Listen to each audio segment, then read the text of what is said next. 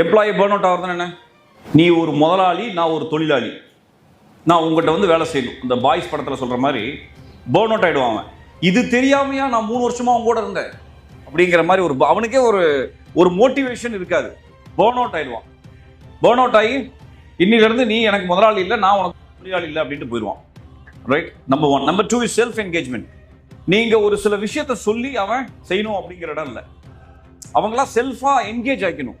As an employee அவங்களா engage ஆகிக்கிறாங்களா?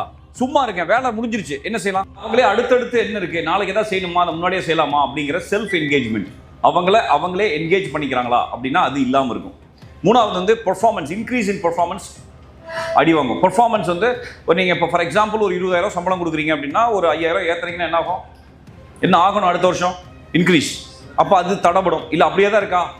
இல்லை இன்னும் டவுன் ஆகும். சம்டைம்ஸ் ஒன்று இன்க்ரீஸ் ஆகாது, இல்லாட்டி டவுன் ஆகும். 4வது ரிட்டென்ஷன், அவங்கள தக்க வச்சுக்கிறதுல சிரமம் இருக்கும். இதெல்லாம் எத்தனை பேர் ஃபேஸ் பண்ணுறீங்க?